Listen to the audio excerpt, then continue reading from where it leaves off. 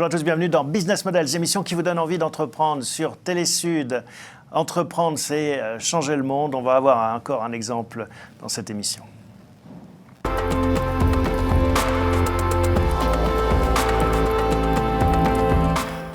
Bonjour Diogo. Bonjour. Vouloir changer le monde, c'est ce qui anime beaucoup d'entrepreneurs et vous en êtes un exemple avec la Fabrique 621. En quelques mots, c'est quoi la Fabrique 621 ? La Fabrique 621, c'est un écosystème dédié aux entrepreneurs qui veulent se lancer dans la cosmétique naturelle, éthique et éco-responsable.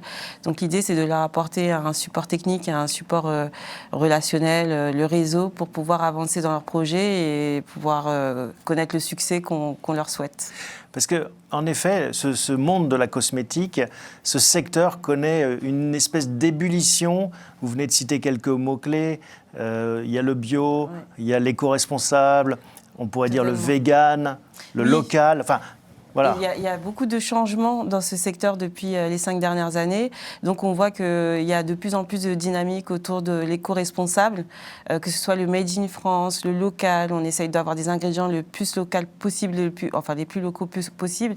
On essaye aussi de prôner des ingrédients qui sont issus du végétal, parce qu'on veut éviter la cruauté animale, c'est un vrai sujet en cosmétique en ce moment. On a aussi ce retour à l'éco-responsabilité, c'est-à-dire gérer les déchets, voir tout ce qu'on peut faire de tout ce qui n'est pas utilisé dans l'industrie alimentaire, par exemple. Donc on a beaucoup, c'est ce qu'on appelle l'upcycling. On a une grosse dynamique depuis 1 an, 2 ans sur l'upcycling. On peut s'arrêter juste sur ce terme, en effet, qui est de plus en plus présent dans la cosmétique et je pense qu'il va envahir d'autres secteurs. On connaît le recyclage, mais l'upcycling, c'est encore plus, c'est comment on utilise, on valorise les déchets, on pourrait dire. Des déchets, oui. Je prends ou ce qui n'aurait pas servi par ailleurs, c'est pas forcément un déchet sale. Non, c'est vraiment de la matière dont on ne sait quoi faire. Donc, je prends un exemple tout simple. On a, dans l'industrie alimentaire, on consomme des fruits comme l'abricot, la prune. Quand on va faire des confitures d'abricot, par exemple, on va récupérer le noyau de l'abricot. Aujourd'hui, avec ce noyau-là, on peut faire des exfoliants, donc avec la coque du noyau. Et à l'intérieur, il y a un amandon qu'on presse et ça nous donne l'huile de noyau d'abricot. C'est un peu ce qu'avait fait Caudalie avec les pépins de raisin à une époque. Exactement. Je pense qu'ils ont d'ailleurs lancé un petit peu la vague de l'upcycling. Donc un secteur qui est au carrefour de toutes les thématiques qui prennent de plus en plus de place dans nos vies, qui sont de plus en plus présentes en effet.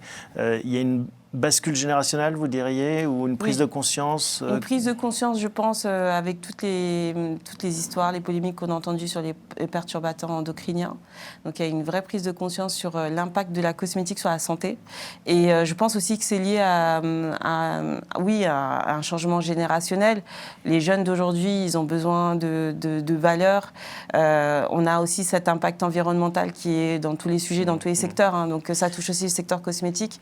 Donc il y a tous ces paramètres qui font qu'on a un sursaut, une prise de conscience et qu'on a envie de prôner plus de valeur dans ce secteur. Moins de chimie, moins d'industriel, on pourrait résumer ça comme ça aussi. Moins de synthétique, moins d'industriel. Les consommateurs aussi ont envie de se retrouver dans le discours d'un fondateur. Donc les petites marques, elles arrivent à trouver leur place. Ouais. Il y a aussi les réseaux sociaux qui facilitent la communication. Donc il y a plein de choses qui permettent aujourd'hui de changer un peu la donne. Parce que c'est ça qui est fou, c'est de se dire qu'il y a des entrepreneurs qui, dans leur chambre ou dans leur garage, se disent « Tiens, je vais lancer une marque de cosmétiques » alors qu'il y a déjà L'Oréal qui existe ou des géants. Oui, et c'est vrai que alors il y a eu un impact Covid aussi, parce qu'il y a eu vraiment une vraie croissance des créateurs d'entreprises dans la cosmétique depuis 2020. Et c'est vrai qu'il y a des gens aujourd'hui qui se disent moi, je vais proposer quelque chose de différent. OK, il y a L'Oréal. Mais moi, je vais proposer quelque chose de différent, quelque chose de local, quelque chose qui a moins d'empreinte carbone. D'ailleurs, même les grands groupes essayent de réduire leur empreinte carbone aujourd'hui. Et ils se disent, je ne vois pas forcément la proposition que j'aimerais voir sur le marché, et je vais la créer. Et du coup, on a beaucoup de dynamiques comme ça. Et c'est ce que vous disiez, et on le voit dans tous les secteurs, il est de plus en plus facile d'entreprendre, la barrière à l'entrée est de plus en plus basse, grâce à ces révolutions que sont Internet ou d'autres systèmes. Et puis aussi des acteurs comme vous qui essayez de commoditiser en bon français, de rendre plus accessible. Démocratiser. De démocratiser, oui, c'est totalement. un plus beau terme, la création d'entreprises dans ce domaine. Totalement, parce que en fait, on voit aussi que les consommateurs sont demandeurs. Et on voit qu'il y a beaucoup de créateurs qui partent d'un vrai besoin consommateur, qu'ils ont ressenti eux-mêmes, et qu'ils ont des idées très innovantes parfois, qu'ils ont des idées très, très intéressantes, qui font bouger un peu les codes. Donc c'est important de démocratiser l'entrée, l'accès à ces secteurs-là. Et alors, vous avez un pied en Europe, un pied en Afrique. Oui, totalement. Ça bouge aussi pas mal en Afrique. Ça bouge pas mal en Afrique. En Afrique, en fait, la cosmétique, pendant longtemps, c'était un secteur un peu délaissé. On était beaucoup plus sur l'alimentaire. Aujourd'hui, on voit, notamment au Sénégal et en Côte d'Ivoire, il y a de plus en plus de créateurs qui veulent mettre en avant des ingrédients typiquement de leur pays, donc valoriser le terroir local. Et on voit aussi qu'il y a de plus en plus de structures publiques qui accompagnent ces entrepreneurs, ce qui permet de viabiliser leur projet et qui leur permet de peut-être s'exporter ou en tout cas avoir un peu plus de visibilité. Et ça nous amène à un autre sujet. Le sujet ethnique, alors je sais que vous n'aimez pas ce mot, ou de la diversité, hein, c'est comme ça que vous dites, mais en effet, pendant longtemps, la cosmétique, c'était adressé à un public plutôt occidental, et ça s'ouvre à d'autres publics. Oui, alors j'ai envie de dire que les autres publics sont plus visibles aujourd'hui. Parce que la cosmétique, pour la population afro, que moi je connais très bien, parce que bon, je suis issue de cette communauté-là, elle existe depuis très très longtemps, mais elle est très informelle. Donc pas forcément visible. Et aujourd'hui, on a des créateurs qui ont envie de prendre aussi leur place et de montrer qu'il y a un vrai marché sur la communauté afro ou maghrébine ou asiatique. Il y a des besoins à combler et du coup, on voit de plus en plus ces initiatives là où il y a encore 20 ans, on ne les voyait pas forcément. Et ce n'est pas toujours les mêmes codes, hein. La beauté est relative et diverse. Exactement. Un consommateur afro n'aura pas forcément les mêmes besoins qu'un consommateur de type caucasien. Donc l'approche ne sera pas la même. Je prends un exemple. Quand on va faire un produit pour le visage, enfin une crème pour le visage, pour les populations afro, le vrai problème, c'est l'acné, c'est l'hyperpigmentation, les taches noires. Là où pour la peau caucasienne, ce sera plutôt de préserver la peau du soleil. Voilà, il y a des différences comme ça qui du coup, sont importantes et qui sont importantes à appréhender dans le développement des produits. Alors ça nous amène à Fabrique 621, on va voir un petit peu comment cette aventure est née.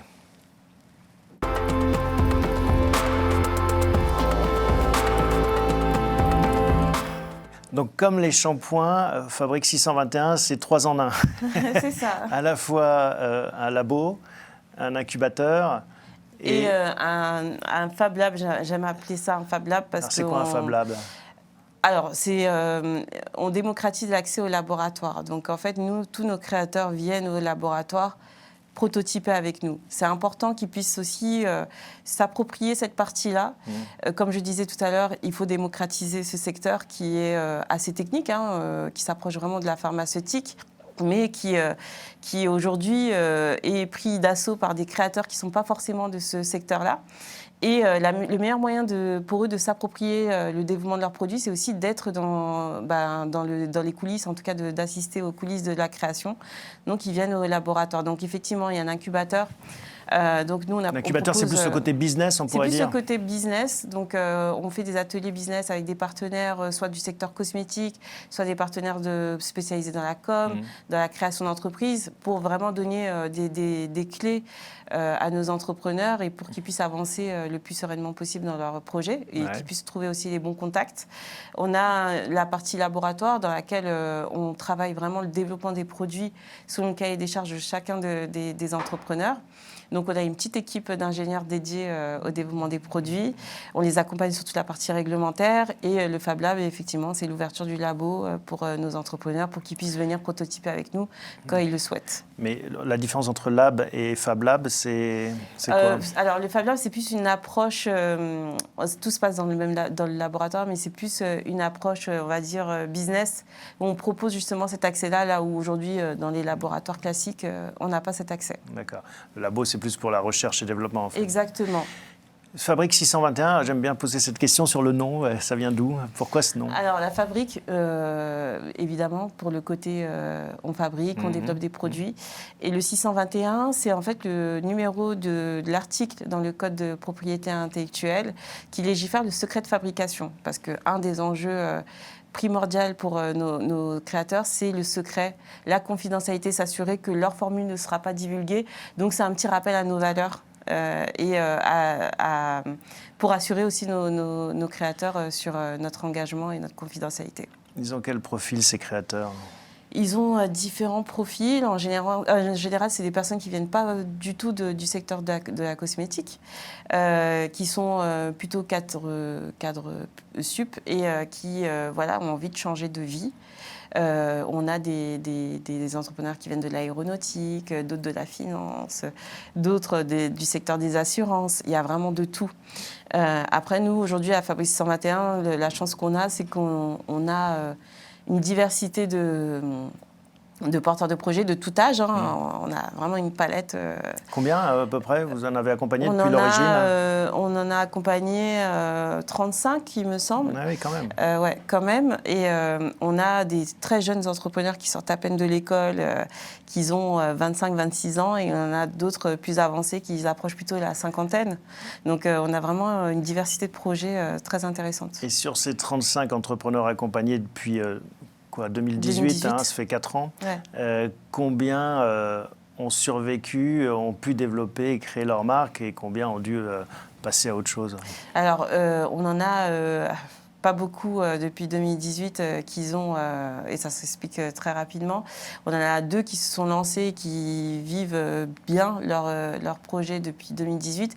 Les autres, ils sont arrivés un peu plus tard. Comme je disais, on a eu un sursaut du Covid. Donc, en fait, on a eu beaucoup de porteurs de projets qui sont arrivés depuis fin 2020. Et en fait, quand on développe un produit cosmétique, il faut savoir que ça peut prendre 1 an, voire 2 ans de développement. Donc, tous les entrepreneurs, la majorité des entrepreneurs qu'on accompagne aujourd'hui, ils sont là depuis plutôt 2020.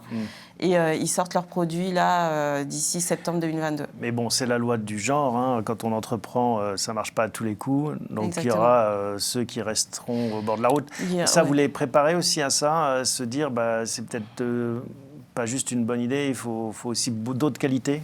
Oui, alors dans le process de sélection quand même, on s'est amélioré depuis 2018. Donc aujourd'hui, on fait attention quand même à bien échanger avant de commencer la collaboration avec les créateurs, de s'assurer qu'ils ont bien ciblé la bonne cible du marché, qu'ils ont une bonne étude de marché, qu'ils ont un bon business plan. Et ça permet déjà de cadrer quand même le développement et de s'assurer qu'il y a un potentiel derrière. Après, on ne lit pas dans une boule de cristal. Ouais. On essaye à travers les ateliers business, justement, de leur donner des billes pour bien juger la pertinence de leur projet et shifter, si besoin, le projet en cours de route. Mais après, on ne peut jamais savoir vraiment si ça... Oui, c'est aussi la magie de la création d'entreprise. Exactement. Ça dépend aussi beaucoup de la ténacité et de la capacité d'adaptation de ceux qui l'apportent. Exactement. Mais au-delà de ça, est-ce que c'est des gens qui viennent full-time ou qui se lancent dans ce projet de façon à 100% de leur temps et de leur énergie, ou est-ce qu'ils peuvent faire ça comme un hobby le soir, le week-end? Alors, on a des deux. Donc, on en a qui sont à 100%, qui ont lâché leur travail pour vraiment se focaliser sur leur projet. Et on en a d'autres qui préfèrent garder la sécurité de l'emploi, et ça leur permet aussi de s'autofinancer quelque part, et qui, du coup, cumulent les deux, le salariat et leur projet. Et parmi les projets que vous incubez ou que vous accompagnez, est-ce qu'on peut citer des exemples? J'imagine que c'est assez divers aussi, là. Oui, alors on a une marque qui a sorti déjà ses produits qui s'appelle Oleaya. Alors elle est vraiment sur du 100% made in France. Donc son cahier des charges, il était assez ambitieux parce qu'il fallait qu'on fasse du 100% made in France sur les ingrédients. Pas seulement la fabrication, mais vraiment sur les ingrédients. Il fallait qu'on soit sur des cosmétiques sans eau. Donc un vrai challenge aussi. Et il fallait qu'on soit bio. Donc elle vend depuis septembre 2021 un sérum anti-âge qui est basé sur des huiles françaises et sur des actifs issus de l'agriculture française. Là, elle est en train de sortir 2 autres gommages aussi dans les mêmes valeurs, donc sur du bio, on n'est pas sur du 100% made in France parce que c'est compliqué à un moment donné quand on est sur des produits un peu plus travaillés. Et du coup, mais on s'approche quand même du 100% made in France. Parce que, en fait, c'est ça qu'il faut peut-être rappeler. Hein. La pharmacie, la cosmétique, tout ça vient de la nature. Hein. C'est né comme ça, tout en fait. Tout vient de la nature. Et nous, quand on fabrique des cosmétiques, tous nos ingrédients sont vraiment issus de la nature, que ce soit des plantes qu'on a l'habitude de consommer, qu'on peut même avoir chez soi, des fleurs. Voilà, tout vient vraiment de la nature. Et c'est là où votre labo est important, parce que j'imagine qu'il y a beaucoup d'essais et d'erreurs. Faut tâtonner. Il faut tâtonner. Il faut savoir que quand nous, on définit une formule théorique, dans la réalité, elle n'est jamais forcément la bonne tout de suite. Donc, en moyenne, on fait quand même une 30aine d'essais sur les formules. Parfois, et on va après, réajuster. comment est-ce qu'on le teste alors sur soi-même Alors, il y a plusieurs étapes. Nous, on fait tester d'abord à nos créateurs pour qu'ils nous fassent leur retour et qu'on réajuste en fonction. Mais après, quand on va faire toute la partie réglementaire, c'est testé sur un panel de personnes qui va faire des retours sur soit l'innocuité, sur les réactions cutanées, ou sur aussi les effets qu'ils ont constatés. Et alors, vous, Fabrique 621, c'est quoi votre business model ? Alors, nous, grosso modo, toute la partie incubateur est gratuite. Donc, on fait des ateliers gratuitement. On a la chance d'avoir un réseau qui, aujourd'hui, est très impliqué aussi dans l'accompagnement des créateurs. Donc, qui font des petites sessions comme ça tous les mois gratuitement. Ensuite, on a toute la partie développement de produits qu'on facture, pour le coup, comme un laboratoire classique. Et tout l'accompagnement réglementaire Et ça, aussi. ça me coûte combien? Si demain, j'invente un nouveau rouge à lèvres, combien ça va me coûter? Alors, ça dépend du produit parce qu'on va facturer surtout au temps de développement. Donc, en fonction du produit, ça ne sera pas les mêmes prix, mais en moyenne, on est sur du 2500 € la formule. C'est vraiment une moyenne. Le rouge à lèvres, ça sera plus cher parce que c'est du travail de pigments, du travail de texture. Là, on est en train de développer justement un rouge à lèvres. Ça fait près d'1 an qu'on le développe. Et en fait, c'est vraiment, on ajuste au pourcentage près. Et après, je ressors avec ma formule et je peux déposer le brevet, c'est ça? Alors, c'est rare de déposer des brevets sur des formules. Par contre, quand nous, on développe des formules, ensuite, il y a toute la partie dossier réglementaire. On va faire des tests, comme je disais, des tests d'innocuité, des tests, ce qu'on appelle les claims, donc les revendications produits. On va faire des tests de compatibilité entre le contenant et le contenu. On va faire des tests aussi de stabilité, nous, qu'on fait en interne au laboratoire. On doit s'assurer que le produit est stable dans le temps. Et du coup, on a une petite batterie de tests comme ça. Donc, c'est comme ça que vous gagnez votre vie en partie. Et il y a encore un troisième volet, avec le Fab Lab aussi? Oui, alors le Fab Lab, ça fait partie un peu du laboratoire. Non, là c'est vraiment le business model autour du laboratoire qu'on est en train d'agrandir. Et du coup, on va apporter d'autres services comme la production et les conditionnements en interne directement. Donc voilà, on est en train d'élargir un petit peu la palette. Voilà. On va voir, Diogo, maintenant, avec vous, comment est-ce que vous êtes lancé dans cette aventure cosmétique?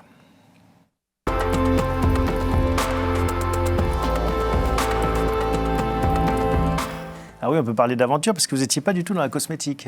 Du tout, du tout. Alors, il faut savoir que j'ai 38 ans, donc vous avez des beaux produits, des produits efficaces. Hein. Vous êtes une pub pour l'anti-âge, alors. Merci beaucoup. Alors, moi, j'ai commencé dans le secteur de la finance. Donc, j'ai fait des études en finance de marché. J'ai travaillé pour le secteur bancaire pendant près de 10 ans, donc en stratégie financière. Donc, j'étais en charge de la gestion du risque de devise pour le bilan de certaines banques connues. Bon, rien à voir avec la cosmétique, même si parfois il y en a qui maquillent les bilans, mais ce n'est pas du tout ce que vous faisiez. Non, bah, j'avais pas trop intérêt à faire ça. On se rappelle des affaires. Alors, comment vous êtes tombée dans ce monde de la cosmétique? Alors, j'y suis tombée un peu par hasard. J'ai eu ma fille il y a 10 ans déjà, en 2012. Et en fait, c'est là que j'ai commencé à me poser des questions sur ce que je mettais. Sur ce qu'il y avait dans les produits cosmétiques parce que tout simplement je ne voulais pas mettre n'importe quoi sur la peau de ma fille et j'ai commencé à décrypter les étiquettes et en fait je ne trouvais pas forcément de produits qui me rassuraient sur le marché. Donc, Ouais. j'ai commencé à faire les produits moi-même, des produits basiques. Donc, c'était des baumes pour le corps, pour la masser, pour hydrater, nourrir sa peau. Ça a été des petits gels douche pour Donc vous êtes nettoyer. mis à fabriquer, je ne sais pas, dans votre moi-même. cuisine, Oui. ces produits, son Exactement. shampoing et tout ça. Exactement. Et comment est-ce qu'on fabrique un shampoing pour sa fille quand voilà, on n'y connaît rien? Bah, je me suis beaucoup renseignée sur Internet. C'était le début aussi de du concept Aromazone, qui aujourd'hui est très connu de tout le monde, mais à l'époque, c'était vraiment, ils étaient vraiment au tout début. Il faut expliquer peut-être ce que c'est alors pour ceux qui ne connaissent pas. Aromazone, c'est une plateforme, enfin c'est des boutiques qui vendent plein d'ingrédients pour faire ses cosmétiques soi-même. Donc ils vendent la matière première, le produit Exactement. brut, et après c'est à vous de faire... Voilà, tous les ingrédients, que ce soit des ingrédients des huiles, des beurres, des ingrédients un peu plus techniques pour faire des gels douche, ce qu'on appelle des tensioactifs, des émulsifiants pour faire des crèmes, des conservateurs. Et là on est sûr que c'est sain, qu'il n'y a pas de perturbateurs endocriniens, de chimie, de synthétique Exactement, malsain. parce qu'on va partir vraiment sur du naturel et sur des formules les plus naturelles possibles. Donc moi, je faisais des petites formules basiques à la maison pour ma fille. Après, j'ai fait pour moi. Après, j'ai fait pour mes collègues, ma famille. Alors pourquoi vous n'avez pas lancé votre marque plutôt que de lancer un incubateur? J'ai voulu lancer ma marque. Mais moi, je ne viens pas du secteur de la cosmétique. Donc, entre faire de la cosmétique à la maison et après lancer un produit cosmétique sur le marché, il y a quand même un écart. Ouais. Donc, c'est assez technique de lancer son produit cosmétique et de le mettre en vente. Donc, moi, quand j'ai voulu lancer ma marque de cosmétique, je me suis retrouvée avec certaines barrières techniques que je ne maîtrisais pas forcément et ça m'a frustrée. Donc je me suis dit, mais c'est quand même curieux, on est en France, c'est le pays de la cosmétique, c'est le leader mondial de la cosmétique. Je suis en France, j'ai envie de me lancer, j'ai du mal, je ne trouve pas forcément les bons interlocuteurs, je n'ai pas l'écoute du marché non plus. Et du coup, je me suis dit, il faut créer une structure qui permette de démocratiser un petit peu tout ça et de lever les barrières. Donc ça a été ça votre entreprise, c'est finalement d'aider ceux qui voulaient entreprendre dans la cosmétique. Je suis partie de mon besoin. Le chaînon manquant. Exactement. Quels sont les modèles, les personnalités, connues ou pas d'ailleurs, qui vous inspirent dans ce parcours? Alors, il y en a quelques-unes. Bon, il y a des personnalités qui datent un petit peu. L'entrepreneuse C.J. Walker, qui a créé en fait les premiers soins pour les cheveux afro. C'est une entrepreneuse américaine qui a lancé ses produits au début du XXe siècle. Et elle est partie de rien. Et elle a réussi à bâtir un empire. Elle a eu beaucoup d'épreuves dans son parcours entrepreneurial. Et c'est vraiment un modèle. Pourquoi? Parce que c'est un modèle de résilience. Elle a eu pas mal de problèmes, pas mal de concurrence aussi, de déstabilisation de sa principale concurrente. Et c'est là qu'on se dit que voilà, la persévérance et le fait de croire en soi peut vraiment aboutir au final. Et faire surmonter les difficultés, parce que des difficultés, il y en a toujours sur la route. Quand on entreprend, il y en a toujours. C'est la vie. Il y en a toujours, c'est la vie. Il faut savoir s'adapter. Et moi, j'aime bien le concept de résilience, de se dire, on a des difficultés, on les affronte et on les accepte, on les affronte et on trouve des moyens, des solutions. C.J. Walker. C.J. Walker, ouais, voilà. Qui a lancé les tout premiers produits pour lisser les cheveux afro et qui était la première noire américaine millionnaire à l'époque. Est-ce qu'il y a d'autres personnes aussi qui oui, alors des personnes avec qui je travaille au quotidien. Moi, j'ai une partenaire avec qui je travaille depuis 2 ans qui s'appelle Awa Dramé, qui a créé aussi un incubateur, mais qui est dédié aux entrepreneurs qui viennent de banlieue. C'est quelqu'un de très engagé, qui a accompagné beaucoup d'entrepreneurs, qui fait de grandes choses. Et je la vois tous les jours se battre sans relâche pour pouvoir démocratiser aussi l'entrepreneuriat auprès des jeunes de banlieue et de connecter les jeunes de banlieue à des grands comptes pour vraiment démocratiser l'entrepreneuriat. Il faudra nous l'envoyer, qu'elle vienne nous raconter aussi son parcours. Oui, avec plaisir, je lui en parlerai. Et vous, alors, votre parcours, comment est-ce que vous voyez la suite? Comment est-ce que vous tracez les prochaines étapes? Alors, les prochaines étapes, ce serait déjà d'agrandir notre palette de services pour nos entrepreneurs, parce qu'on a cette demande-là. De pouvoir aussi, pourquoi pas, d'ici 5 ans, ouvrir peut-être des points, enfin de lancer d'autres fabriques 621 au niveau national, parce qu'aujourd'hui, on accompagne des entrepreneurs au niveau national. Donc, de s'approcher au plus près de nos entrepreneurs. Pourquoi pas avoir 2-3 points dans d'autres régions. Et surtout développer la partie Afrique. parce qu'il y a beaucoup de potentiel en Afrique. On a beaucoup d'ingrédients cosmétiques très intéressants en Afrique. Ouvrir une fabrique en Afrique peut-être? Un incubateur déjà en Afrique pour accompagner les créateurs. Donc ça, c'est déjà en cours. Je suis en train de le monter. Et dans surtout quel pays? Au Sénégal. D'accord. Au Sénégal, un peu en Côte d'Ivoire aussi. Et en parallèle, je suis en train de travailler aussi sur des développement d'actifs issus de la pharmacopée sénégalaise pour aussi valoriser ce qui se fait au Sénégal, plus tard en Afrique, et valoriser aussi les traditions ancestrales, parce que tout ce que je fais aujourd'hui sur cette partie recherche, c'est vraiment issu des traditions qui m'ont été transmises par mes parents. Donc j'ai à cœur de valoriser ça. Et ben voilà, toute une histoire, une belle histoire. Merci Diogo de nous l'avoir partagé. Et puis bon vent pour la suite. Merci beaucoup de m'avoir invité et de m'avoir donné la parole. Merci à vous tous pour votre fidélité. On se retrouve la semaine prochaine pour un nouvel épisode de Business Models.